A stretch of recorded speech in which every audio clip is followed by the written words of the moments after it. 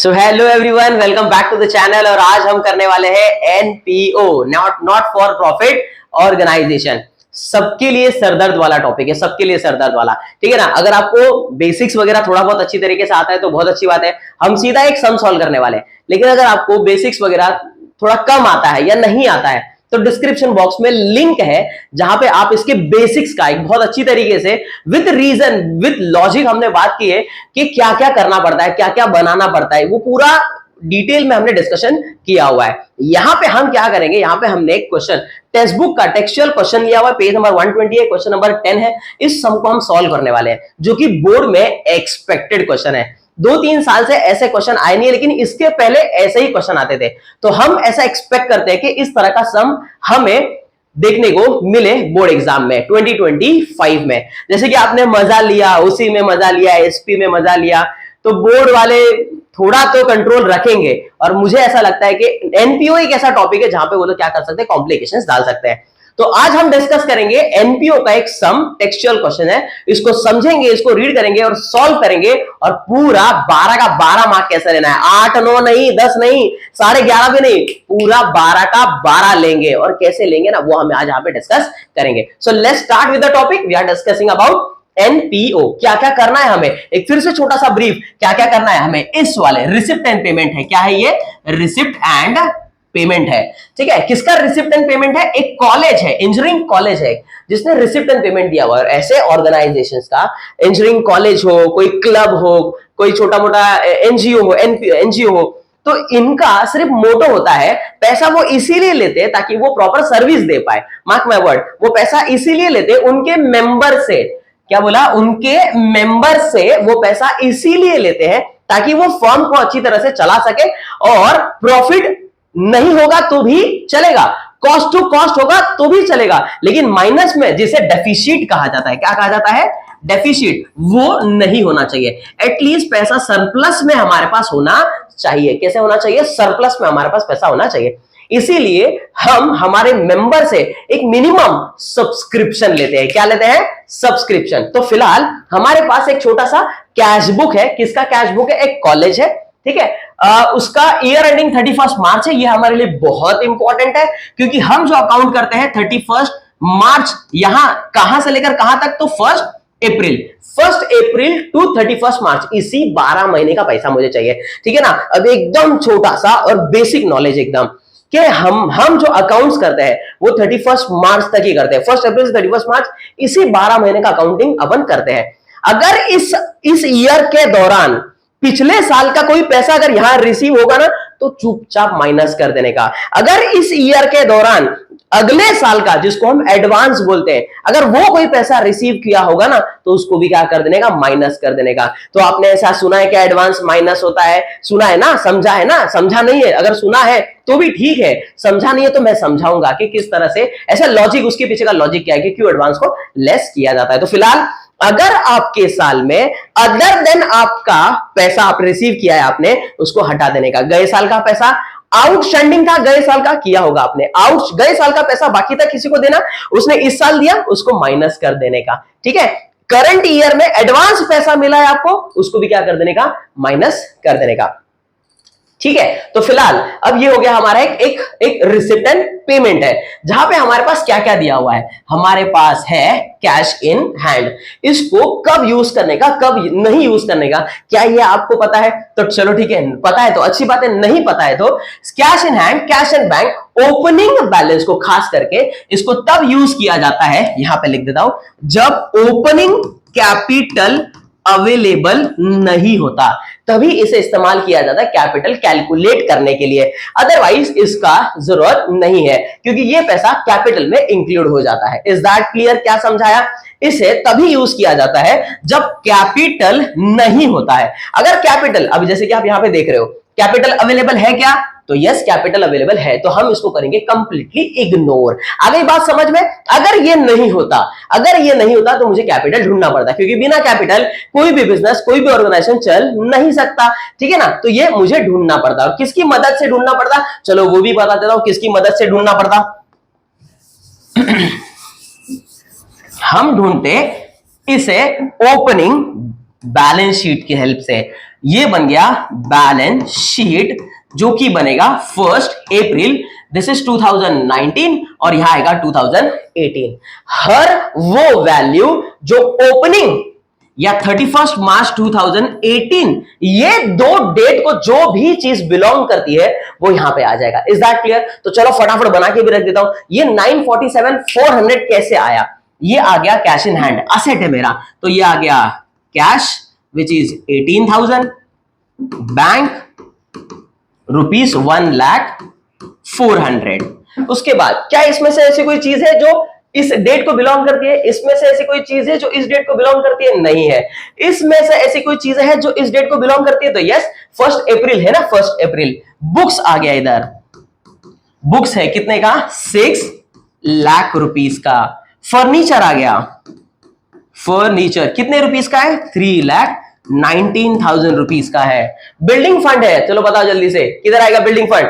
Fund है, क्या है? फंड है। बिल्डिंग को बनाने के लिए आया हुआ पैसा, आप इस पैसे को और किसी भी इस्तेमाल में नहीं ला सकते, इसीलिए ये वाला स्पेसिफिक लायबिलिटी बन गया। क्या बन गया? Specific liability. इसीलिए मैं इसको यहां ले आया, ये बन गया बिल्डिंग फंड। ठीक है, BF बिल्डिंग फंड ही है। ठीक है, ओके, कितना आ गया? 10 lakh. Okay, next one, FD। बताओ कहां पे आएगा FD? FD आपका असेट है, बैंक में आपने जमा किया हुआ पैसा। कितना है? 9,10,000। कैपिटल फंड, ये तो हम निकालेंगे। ठीक है, आप इसको टोटल मारेंगे ना, इसका पूरा टोटल लेंगे, पूरा टोटल, तो आपको पूरा टोटल आएगा 19,47,400। क्या बोला? कितना आएगा? इस सब का टोटल मारेंगे ना, 18,000, 1,04,000, 6,00,000, 3,19,000, 9,10,000, इन सब का टोटल आपको 19,47,400 मिलेगा। ठीक है, यहां भी लिखूंगा 19,47,400। 10 लाख इसमें से माइनस करूंगा, 9,47,400, ये आपको मिल गया आपका कैपिटल फंड। क्या आ गया? Capital fund. Is that clear? तो अगर ये दिया है तो भी ठीक है, नहीं दिया होता तो जिस तरह से मैंने फाइंड आउट किया है, किस तरह से फाइंड आउट किया है ये वाला ध्यान रखना। क्या? गए साल का क्लोजिंग या मेरे साल का ओपनिंग। कॉमन सेंस है, अभी गए साल का क्लोजिंग ही मेरे साल का ओपनिंग बनेगा। तो ये सारी चीजें हमको क्या चाहिए? ओपनिंग बैलेंस शीट में चाहिए। किस में चाहिए? Opening balance sheet. Is that clear? चलो आगे बढ़ता हूं। अब इससे हम कैपिटल निकाल सकते थे, दिया भी है, निकाल भी सकते थे, कोई प्रॉब्लम नहीं है। इसको हटा देते हैं, आपका काम हो गया। चलो आगे बढ़े। ठीक है, तो हमारे पास अब समझा, ये कैपिटल अगर है तो इसको हम करेंगे इग्नोर, इसका काम नहीं है। अब आगे चलते हैं, रिसिप्ट साइड है, इंटरेस्ट आया, मतलब ये बन गया आपका, क्या बन गया? इनकम। ठीक है ना, इंटरेस्ट है, क्या बन गया? इनकम। सब्सक्रिप्शन है, क्या बन गया? इनकम। लाइफ मेंबरशिप फीस क्या आ गया? कैपिटल। ऑब्जेक्टिव्स में पूछता ही पूछता है, ध्यान रखने का। लाइफ मेंबरशिप फीस, अगर इसके आजू बाजू में कहीं भी रेवेन्यू नहीं लिखा है तो इसको जाके सीधा क्या करने का? कैपिटल में ऐड। क्यों? उसके पीछे का रीजन देता हूं। लाइफ मेंबरशिप फीस, मेंबर अपने लाइफ में सिर्फ एक ही बार ये पैसा देगा, तो रेवेन्यू नहीं रहा, रेवेन्यू नहीं रहा, इसलिए सीधा कैपिटल में जाके क्या हो जाता है? ऐड हो जाता है। आगे बढ़ते हैं अपन। डोनेशन क्या है? इनकम। अभी तक इनकम है क्योंकि इसके आगे पीछे कुछ भी नहीं लिखा है। जैसे कि क्या? डोनेशन, यहां देखा था ना, डोनेशन फॉर बिल्डिंग था ना, donation for price, donation for furniture, donation for cupboard, इस तरह से किसी पर्पसफुली, किसी स्पेसिफिक पर्पस के लिए डोनेशन आता है तो वो सीधा लायबिलिटी बनता है। ये कॉमन डोनेशन है, ये पैसा लेते जाओ, जो फॉर्म में लगे वो इस्तेमाल कर लेना, इनकम बन जाता है। ट्यूशन फीस, स्कूल है ना, क्या है? स्कूल है। अच्छा, आप भी तो स्कूल में पढ़ते हो, आपने भी एडमिशन लेने से पहले डोनेशन तो दिया ही होगा, तो वो उस स्कूल का या कॉलेज का क्या बन गया? इनकम बन गया। हर स्टूडेंट, आने वाला हर स्टूडेंट क्या देगा? डोनेशन देगा। जैसे फीस देता है, तो ट्यूशन फीस मतलब अलग से ट्यूशन नहीं लगाया, कॉलेज में भी ट्यूशन फीस दिया जाता है। जो टीचर आपको पढ़ाता है उसे ट्यूशन फीस के नाम से लिया जाता है। ठीक है, टर्म फी जो एग्जाम के नाम पे ली जाती है। सन्ड्री रिसिप्ट मतलब छोटा मोटा रिसिप्ट। एडमिशन फीस क्या लिखा हुआ आगे? रेवेन्यू। नहीं लिखा होता तो भी रेवेन्यू है, लेकिन अगर कैपिटल लिख दिया होता, क्या लिख दिया होता? कैपिटल, तो ये सीधा जाके कैपिटल में हो जाता ऐड। लेकिन अभी लिखा है क्या? नहीं, अभी तो नहीं लिखा है, इसीलिए ये क्या बन गया? एडमिशन फीस क्या रह गया? इनकम रह गया।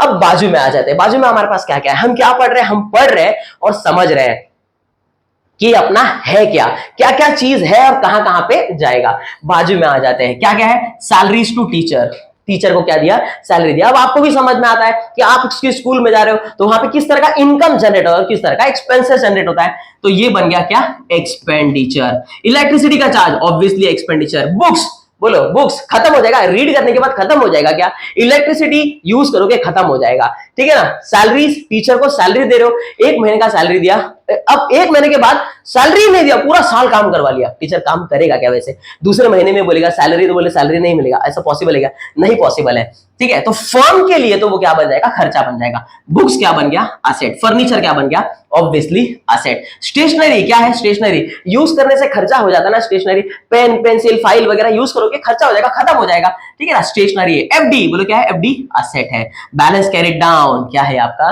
एसेट है। ये आपका इस साल का क्लोजिंग कैश बुक है ना, क्या है, कैश बुक, बचा हुआ पैसा है। स्टार्टिंग में मेरे पास इतना पैसा था, कुछ आया कुछ गया, ये बचा हुआ पैसा, और बचा हुआ पैसा तो सीधा आपका बन जाएगा asset, cash in hand, cash at bank. अब समझ लेना, हर एक छोटे छोटे पोस्टिंग, हर एक छोटी छोटी पोस्टिंग मार्क्स कैरी करता है। जहां जहां से आप लेके जाओगे ना, तो इसको 1/4, इसको 1/4, इसको 1/4, इसके लिए भी एक वीडियो बना के डालूंगा कि बोर्ड में पेपर कैसे चेक होता है। अगर आपको ये चाहिए ना, बोर्ड में पेपर कैसे चेक होता है ना, सैंपल पेपर जो बोर्ड से आया हुआ पेपर वो कैसे चेक किया जाता है, मार्किंग स्कीम कैसे होता है, किस किस को कितना कितना मार्क्स दिया जाता है, अगर आपको ये जानना है ना, तो इसके लिए इस चैनल को सब्सक्राइब कर लो। और बहुत ही जल्दी अकाउंट्स के पेपर से पहले इसको अपलोड करता हूं, और देखना मार्किंग स्कीम कैसे किया जाता है, ठीक है। फिलहाल कंटिन्यू करता हूं मैं आगे। ये हो गया asset.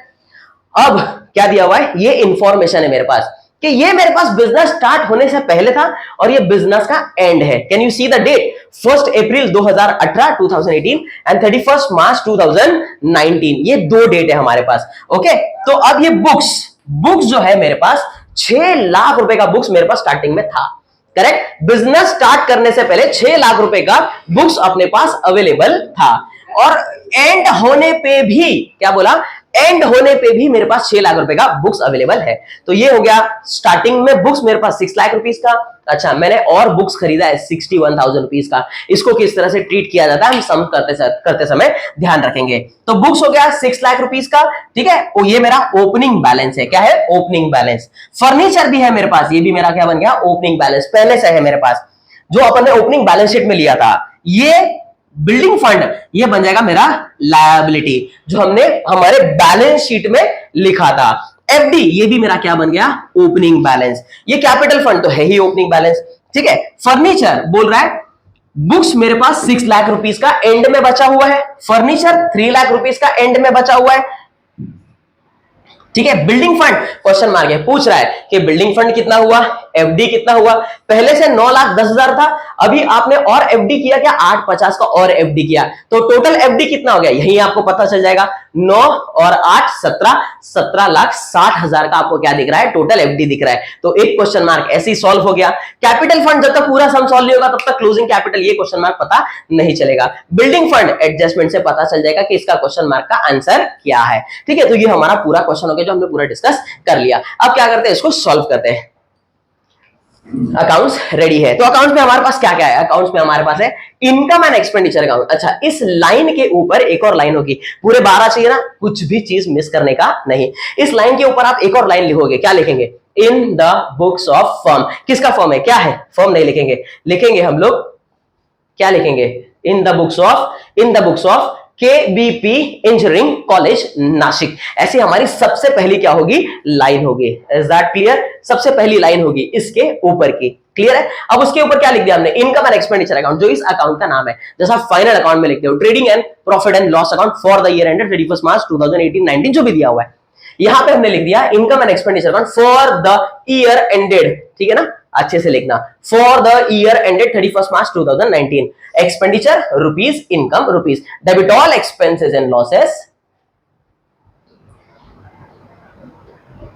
debit all expenses and losses, credit all incomes and gain, and this is our balance sheet। तो तुरंत विदाउट वेस्टिंग आवर टाइम, छोटा सा बैलेंस शीट मैंने यहाँ पे रखा है, पेज पास वापस चेंज नहीं करना है, तो तुरंत इसको पोस्टिंग करेंगे, तुरंत एडजस्टमेंट करते हो, तुरंत क्या करेंगे, इसको टैली 10 to 15 मिनट्स काम खत्म करेंगे इसका, ठीक है। तो चलो, थोड़ा बेसिक्स तो अभी आपको समझ ही गया है, आपको करना क्या है, यहां से चीजें उठानी है और उसको बाइफरकेट, दैट इज क्लासिफाई करना है।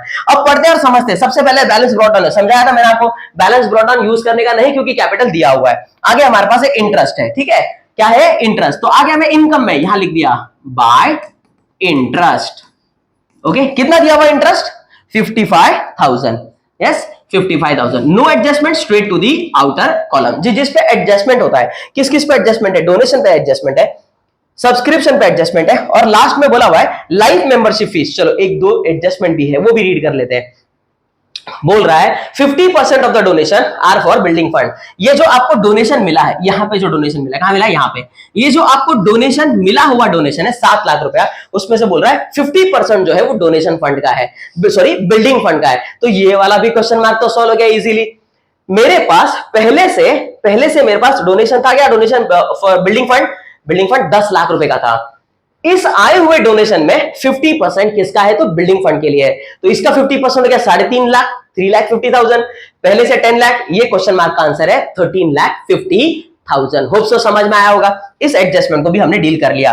बोल रहा है सब्सक्रिप्शन आउटस्टैंडिंग है 5,300। एकदम सिंपल वाला काम है, no advance, no current year का एडवांस, पिछले साल का एडवांस, आउटस्टैंडिंग। भाई बहुत कॉम्प्लिकेशंस आते हैं इसमें, ठीक है ना। तो उसके लिए भी आपको एक सोल्यूशन मिलेगा। फिलहाल आउटस्टैंडिंग सब्सक्रिप्शन है, और आउटस्टैंडिंग आप नॉर्मली क्या करते हो, आपने याद करके रखा होगा आउटस्टैंडिंग ऐड होता है। तो क्यों ऐड होता है, उसके पीछे का कारण है क्या, यस उसके पीछे का रीजन है कि आउटस्टैंडिंग जो होता है वो आपके साल को ही बिलोंग करता है। अकाउंट्स जो होता है ना, अकाउंट्स करते हैं, अकाउंट्स कैश बेसिस होता है और अक्रूवल बेसिस पे होता है। किस बेसिस पे होता है, अक्रूवल बेसिस पे होता है। इधर लिखता हूं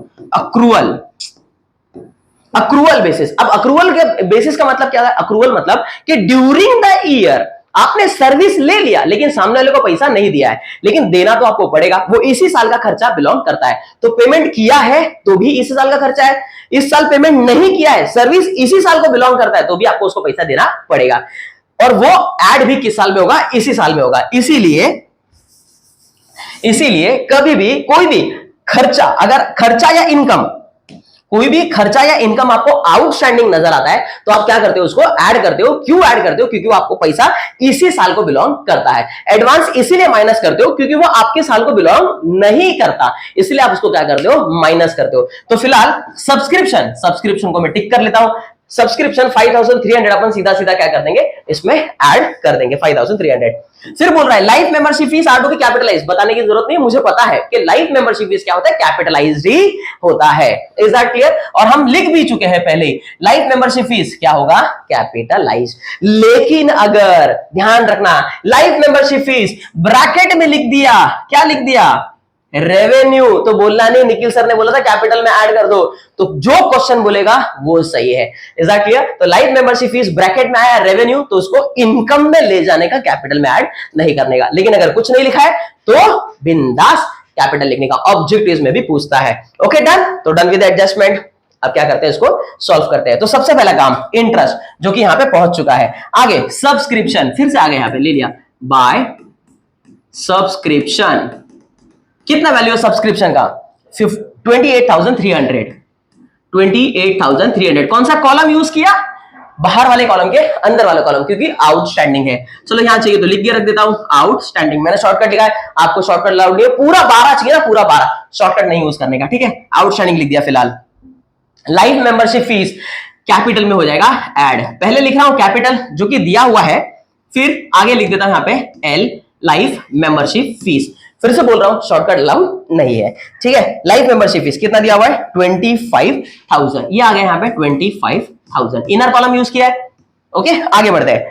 डोनेशन कितना है, 7 लाख रुपीस। कहां लिख रहा हूं मैं, इनकम में लिख रहा हूं, तो यहां पे आ गया बाय डोनेशन 7 लाख। कौन सा कॉलम यूज किया, इनर कॉलम, क्योंकि उस पर एडजस्टमेंट है। बोल रहा है ये जनरल डोनेशन में से हाफ डोनेशन, 50% डोनेशन किसका है, तो बिल्डिंग फंड का है। माइनस कर लेंगे अपन। ट्यूशन फीस कितना दिख रहा है, तो 12,30,000। तो आगे यहां पे by tuition fees how much, 12,30,000। 12,30,000। आगे बढ़ते हैं। ट्यूशन फीस, टर्म फीस, आगे यहां पे by term fees. How much term fees है, 2,08,000। यस, 2,08,000। ध्यान से, जीरो जब ऐसे सब वैल्यूज आते तो घाई में इधर का जीरो इधर हो गया तो प्रॉब्लम हो जाएगा।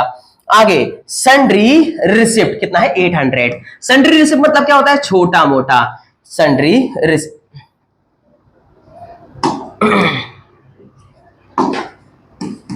कोई कोई लोग इसको सुंदरी भी बोलते हैं, तो सुंदरी, सुंदरी सन्ड्री रिसिप्ट कितना है 8,000।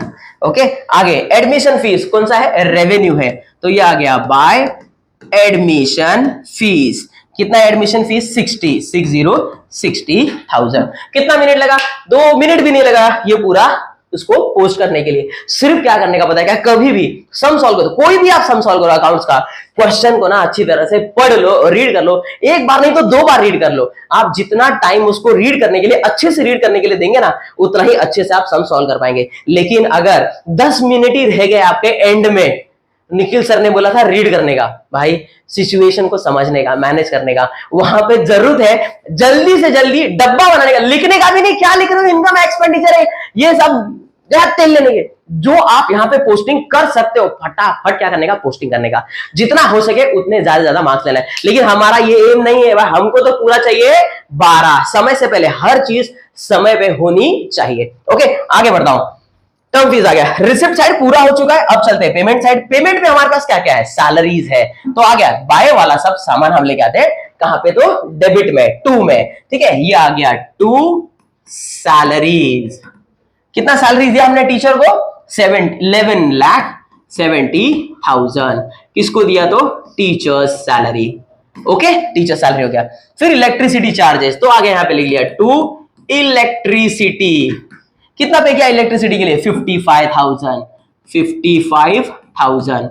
Next one books. अब बुक्स जो है हमारे पास पहले से भी थे क्या, यस, क्वेश्चन यहां फीड है, पहले से भी मेरे पास बुक्स अवेलेबल थे, 6 लाख के बुक्स अवेलेबल थे। कहां पे आएगा, तो असेट में, असेट में आ गया। ये लिखा मैंने बुक्स, ब्रैकेट में लिखता हूं ओपनिंग। कितने का बुक्स था मेरे पास ओपनिंग में, तो 6 लाख रुपीस का ओपनिंग बुक है। फिर मैंने किया ऐड परचेज, बुक परचेज किया, या फिर आप एडिशन लिख दो, कितने का परचेज किया, 61,000 रुपीस का परचेज किया। टोटल बुक मेरे पास हो गया 6,61,000। एक लाइन और छोड़ दिया नीचे, क्योंकि डिप्रीसिएशन भी आएगा अब इसका। देखो कैसे डिप्रीसिएशन आएगा। फिलहाल बुक की कहानी खत्म, बुक्स आ गया। फर्नीचर कहां पे आएगा, फर्नीचर कहां पे आएगा, तो ऑब्वियसली एसेट में आएगा। क्या मेरे पास पहले से फर्नीचर था, यस, 3,19,000 का पहले से फर्नीचर था। तो फिर से मैं लिख रहा हूं, यहां पे लिखा मैंने फर्नीचर, ब्रैकेट में लिखूंगा ओपनिंग, जो कि दिख रहा है 3,19,000। फिर करूंगा ऐड एडिशन, या फिर परचेज कर दो, हमने परचेज ही लिखा है तो उसी मेथड में चलते हैं अपन, कि मैंने फर्नीचर परचेज किया, ये लिख दिया परचेज, फर्नीचर परचेज, या फिर एडिशन लिखो, कोई प्रॉब्लम नहीं है, एडिशन लिख देना, ठीक है। कितना एडिशन किया आपने, एडिशन किया मैंने 51,000 रुपीज का, ये आ गया 51,000। टोटल आ जाएगा 3,50,60,70, 3,70,000। यस, 3,70,000 का आ गया टोटल फर्नीचर जो अपन के पास टोटल अवेलेबल है। एक लाइन नीचे छोड़ दिया क्योंकि क्लोजिंग बैलेंस पूछ रहा है कि क्लोजिंग कितना हुआ करके, ठीक है। आगे नहीं दिया हुआ है, क्लोजिंग बैलेंस दिया हुआ है अपने पास, और अच्छा काम है वो। आगे बढ़ाओ, बिल्डिंग फंड है, अच्छा हम यहाँ पे थे, सैलरी हुआ, इलेक्ट्रिसिटी हो गया, बुक्स हो गया, फर्नीचर हो गया, स्टेशनरी। बोलो स्टेशनरी कहां पे आएगा, यूज होने के बाद खत्म हो जाता है, स्टेशनरी ऑफिस में लगने वाला पार्ट है, ये आ गई एक्सपेंडिचर, स्टेशनरी। स्टेशनरी कितना आएगा, स्टेशनरी कितना दिया हुआ है 21,850, 21,850। नेक्स्ट वन एफडी, क्या मेरे पास पहले से एफडी था, एफडी था, यस पहले से एफडी है, 9,10,000। कहां पे लिखना है एफडी, पूरा लिखेंगे फिक्स डिपॉजिट। कितने का एफडी था अपने पास, 9,10,000 रुपीज। मैंने और एफडी किया क्या, यस कितने का एफडी किया, 850। ऐड एडिशन, अब यहां पे परचेज नहीं लिख सकता मैं, एफडी कोई परचेज थोड़ी करता है, इन्वेस्ट करता है, तो ऐड इन्वेस्टमेंट लिख दो, ऐड एडिशन लिख दो, 8,50,000। 8 9 10 17 17,60,000 यहां पे क्लोजिंग बैलेंस दिखा रहा है। इज दैट क्लियर, 17,60,000 का अपने पास क्लोजिंग दिखा रहा है। ओके, और इस रेट को एडजस्टमेंट इसलिए सीधा बाहर ले लिया। आगे बढ़ाओ, बैलेंस कैरिड डाउन। ये बैलेंस कैरिड डाउन क्या है अपना, एसेट है, कैश इन हैंड। तो cash in hand is 16,650। Okay, and the next one is cash at bank. Cash at bank कितना है, 2 लाख रुपीज, ये आ गया 2 लाख रुपीज। Okay done. तो यहां पे हमने पूरा जो हमारा रिसिप्ट एंड पेमेंट था वो क्या कर दिया, पोस्ट कर दिया। तो ध्यान रखा आपने, डेबिट वाले जब हम बात कर रहे थे, डेबिट वाला है तो डेबिट वाला है तो डेबिट में आया, और जब हम क्रेडिट की बात कर रहे थे, है ना, ये हमारा रिसिप्ट साइड था, रिसिप्ट साइड, आने वाला पैसा, आने वाले पैसों को हमने कहा लिया, इनकम में बना दिया। Is that clear, is that clear? अब आगे बढ़ते हैं अपन, ठीक है। नाउ दी एडिशन इंफॉर्मेशन, इसमें भी हमने कुछ कुछ चीजें इस्तेमाल कर ली, यूज कर लिया। क्या क्या इस्तेमाल किया? बुक्स का वैल्यू यूज कर लिया, ठीक है। उसके बाद अब बुक्स का जो स्टार्टिंग में 6 लाख रुपीस था, वो एंड में बोल रहा है एंड में भी 6 लाख रुपीस है। ये पूरा हमारा हो चुका है, हम इसके बारे में डिस्कशन कर रहे हैं। मेरे पास 6 लाख रुपीस का ओपनिंग था, 6 लाख का ओपनिंग था और परचेस किया, टोटल 6,61,000 दिखा रहा है। वो बोल रहा है क्लोजिंग भी 6 लाख है, मतलब एंड में भी उसके पास जो बुक्स बचा हुआ है वो 6 लाख का बचा हुआ है। तो मैं यहां पे कर रहा हूं लेस डेप्रीसिएशन। अब यहां पे 6 लाख लिखूंगा तो गड़बड़ हो जाएगा। वो बोल रहा है 6 लाख का वैल्यू है, तो वैल्यू है तो बाहर आ गया। 661 में से कितना माइनस करूंगा तो 6 लाख होगा, तो ऑब्वियसली 61,000 यहां से माइनस होगा तो 6 लाख मिलेगा। अब ये 61,000 क्या बन गया आपका? डेप्रीसिएशन बन गया। यस, ये 61,000 क्या आ गया? डेप्रीसिएशन। वहां से इसको हटा देते हैं, और डेप्रीसिएशन है तो प्रॉफिट एंड लॉस में डेबिट हो जाना चाहिए। दूसरा तरीका समझाता हूं कि ये एसेट है, हमने एक बेसिक लेक्चर में पढ़ा है कि asset are having debit balance, assets are having debit balance. अगर मैं डेबिट को माइनस करता हूं या कम करता हूं तो वो क्रेडिट बैलेंस होता है। कौन सा बैलेंस होता है? क्रेडिट। अगर ये क्रेडिट है तो दूसरा इफेक्ट जो होता है अकाउंट्स के अंदर वो डेबिट होना चाहिए।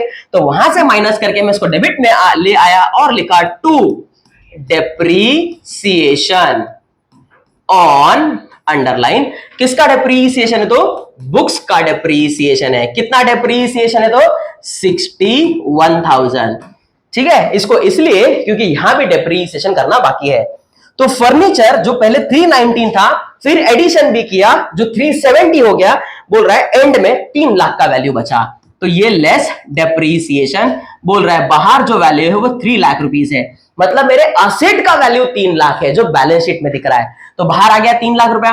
कितना माइनस करूंगा तो 3 मिलेगा, तो ऑब्वियसली 70,000। तो 70,000 हो गया मेरा डेप्रीसिएशन। इसको भी यहां से माइनस कर लेते हैं और ये आ गया डेप्रीसिएशन में ऐड। Furniture how much? 70,000।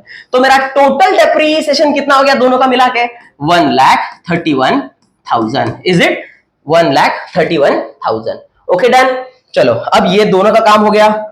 क्या बिल्डिंग फंड का काम हुआ? बिल्डिंग फंड का काम नहीं हुआ अभी तक। बिल्डिंग फंड मेरे पास 9,10,000 अवेलेबल है। Yes, building fund 9,10,000 building fund available है। ठीक है, ठीक है। एफडी, एफडी का काम हो गया। यस, एफडी का काम हो गया।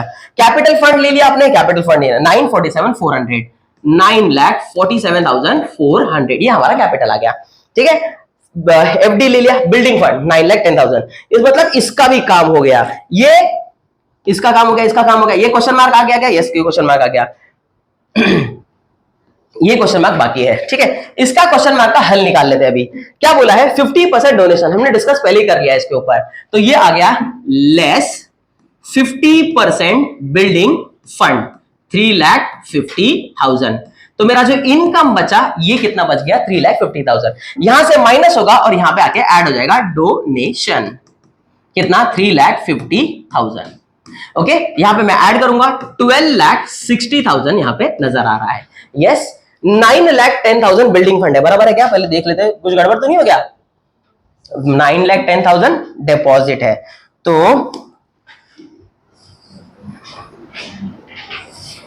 याद आ रहा था 1350 आता है। तो बिल्डिंग फंड का वैल्यू है 10 lakh rupees. Yes, building fund का वैल्यू है 10 लाख उसमें, और इस साल मैंने ऐड किया 3,50,000, बाहर आ जाएगा 13,50,000। Okay done. तो this is my building fund.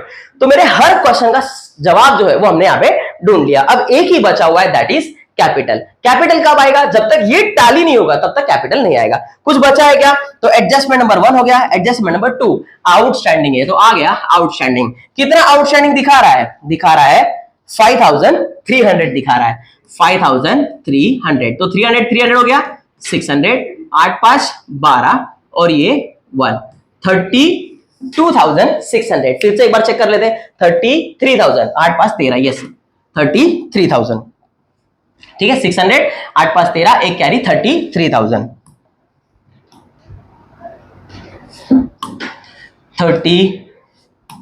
33,600 का क्या दिख रहा है यहाँ पे? टोटल दिख रहा है। Okay done. तो ये हो गया हमारा सब्सक्रिप्शन। अब इसका सेकंड इफेक्ट, तुरंत का तुरंत सेकंड इफेक्ट अपन दे देते हैं। तो सब्सक्रिप्शन आउटस्टैंडिंग का सेकंड इफेक्ट, मेरा पैसा आना बाकी है। अगर वो मेरा है, पैसा मेरा आना बाकी है, तो मेरे लिए असेट है, और असेट में आ गए, यहां पे आ गया आउटस्टैंडिंग सब्सक्रिप्शन, आउटस्टैंडिंग सब्सक्रिप्शन 5300 चाहिए तो ब्रैकेट में लिख दो CY stands for current year, ठीक है। This is outstanding and CY that is current year 5300। ये बाहर आ गया, ये बाहर आ गया। अकाउंट समझाता हूं, ठीक है। क्रेडिट साइड है, क्रेडिट में ऐड हुआ मतलब क्रेडिट, इफेक्ट पहला हुआ क्रेडिट, और असेट में लिख के हमने सेकंड इफेक्ट दे दिया डेबिट। तो पहला क्रेडिट और दूसरा डेबिट टैली है हमारा। अब आगे चलते हैं, एक एडजस्टमेंट बचा हुआ है दैट इज कैपिटलाइज। तो कैपिटलाइज तो हम पहले ही कर चुके हैं कि लाइफ मेंबरशिप फीस कैपिटल में होता है ऐड। तो इन शॉर्ट ये पूरा receipt and payment, opening and closing balance and adjustment we have discussed. अब क्या करना है, अब करेंगे इसको टैली। तो टैली करने का बेसिक सा रूल आपका काम हो चुका है, ठीक है। तो अब क्या करेंगे, अब करेंगे इसको टैली। अब टैली करने का क्या रूल है, जो दोनों में से हैवी, सबसे पहले इसको टैली कर लेते हैं। टैली करने के लिए दोनों में से हैवी साइड इसको क्या करेंगे अपन, कैलकुलेट कर लेते हैं कौन सा साइड हैवी है। तो लेट्स सी कितना हैवी आ रहा है, 19,37,400। ये साइड आ रहा है हमारा इनकम, दैट इज आने वाले पैसे का। इतना मेरे पास पैसा आया है, और गया हुआ पैसा, गया हुआ पैसे का टोटल क्या है, 13,77,850। ये जो एक्सपेंसेस है इसका 13,77,850। आप भी अगर यहां तक पहुंच गए हो तो आप भी इसको चेक करना एक बार कि 1 2 3 4 11,70,000 55 21,850 1,31,000 ये पूरा वैल्यू 13,77,850 आता है क्या। फिर आप इस वैल्यू को, है ना, this is debit and this is total is what, credit. ये वाले हैवी साइड में से आप इसको क्या करोगे, माइनस करोगे। सुन लो अच्छी तरह से, इस वाले टोटल को इस वाले टोटल से माइनस करेंगे। 19,37,400 इसको माइनस करने के बाद आपके पास यहां पे डिफरेंस बचेगा। ऑब्जेक्टिव्स में पूछता है कि इस एनपीओ में डेबिट साइड बचने वाला पैसा इज कॉल्ड सरप्लस, ठीक है। अब बैलेंस वाला पूछता है कि एनपीओ में डेबिट बैलेंस वाला बचने वाला पैसा, तो डेफिसिट उसका आंसर आता है। डेबिट बैलेंस मतलब यहां पे बचेगा तो डेबिट बैलेंस बनेगा। इज दैट क्लियर, यहां बचेगा तो डेबिट बैलेंस बचेगा, मतलब ब्रॉट डाउन होगा। वो बैलेंस ब्रॉट डाउन वाले का होता है, कैरी डाउन वाले का नहीं होता है। तो ट्रेडिंग अकाउंट का डेबिट बैलेंस क्या हुआ, gross loss. Profit and loss का क्रेडिट बैलेंस क्या हुआ, क्रेडिट बैलेंस नेट प्रॉफिट। तो वैसे भी समझ में आना चाहिए, बैलेंस की जब बात करता है ना, तो डेबिट बैलेंस का मतलब नुकसान होता है, क्रेडिट बैलेंस मतलब इनकम होता है। नॉमिनल वाला rule, debit all expenses and losses, credit all incomes and gain. तो फिलहाल हमें यहाँ पे डिफरेंस बच रहा है, and that difference is transfer to and is called as surplus. Is that clear, surplus आ गया आंसर, और बैलेंस बच रहा है 5,59,550। 5,59,550, ठीक है। फिर से एक बार लिख देता हूं अच्छी तरह से, फिर से बोला एक बार, 5,59,550। 5,59,550 ये डिफरेंस बच रहा है हमारा। अब ये सरप्लस है मतलब मेरे लिए प्रॉफिट है। प्रॉफिट है तो कैपिटल में हो जाएगा ऐड। सबसे पहले इसको प्लस कर लेते हैं। यहां पे आ गया 400, 7 5 12, 6 और 1 7 और 9, 9,72,400 टोटल लिख रहा है। यहाँ पे ऐड सरप्लस लिखते हैं, प्रॉफिट नहीं। यहां पे आ गया सरप्लस, सरप्लस आ रहा है 5,59,550। इसको ऐड करके बाहर ले लेते हैं। ये आ गया 0 5 9 11 13 और ये 15,31,950। Is it 15,31,000। फिर से लिखता हूं अच्छी तरह से, 15,31,950। ओके, ये हमारा क्या आ रहा है, तो पूरा कैपिटल का वैल्यू आ रहा है। आप इसको जोड़ो, इसका टोटल ले लो दोनों का, ठीक है। इन सब का टोटल ले लो, एक बार क्रॉस चेक कर लेते हैं सारी वैल्यूज हमारे बाहर है क्या। ठीक है, ये बुक्स का वैल्यू आ गया, ये फर्नीचर का वैल्यू आ गया, एफडी का वैल्यू आ गया, cash in hand cash at bank का वैल्यू आ गया, एक हमारे पास एडजस्टमेंट का वैल्यू था आउटस्टैंडिंग सब्सक्रिप्शन, उसको भी हमने बाहर ले लिया। ठीक है, तो ये दोनों साइड टैली करने के बाद सेम वैल्यू से हमारा वैल्यू आ रहा है और वो वैल्यू है 950 28,81,950 से हमारा बैलेंस शीट क्या हो रहा है, टैली हो रहा है। 28,81,950 से हमारा बैलेंस शीट क्या हो रहा है, टैली हो रहा है। तो ये हमारा एनपीओ, जो लगभग आप इसी तरीके से सारे सम्स क्या कर सकते हो, सॉल्व कर सकते हो। एग्जाम में एक्सपेक्टेड है आप टेक्स्ट बुक के ओपनिंग और क्लोजिंग ऐसे जो बैलेंस वाले क्वेश्चन है, या गए साल के जो बोर्ड में आए हुए क्वेश्चन है, वो सॉल्व कर सकते हो और उसका लॉजिक समझ सकते हो। इनकम और एक्सपेंडिचर अकाउंट बनाना है, बैलेंस शीट बनाना है, एडजस्टमेंट बेसिक से एडजस्टमेंट मिलते हैं, वो सॉल्व करने हैं आपको। जब आप एडजस्टमेंट करते हो तो डेबिट बैलेंस क्रेडिट बैलेंस का ध्यान रखो, आपका सम कभी भी गलत नहीं होगा। एग्जैक्टली, होप सो आपको मजा आया होगा। मिलते हैं नेक्स्ट वीडियो में, तब तक के लिए बाय बाय, थैंक यू।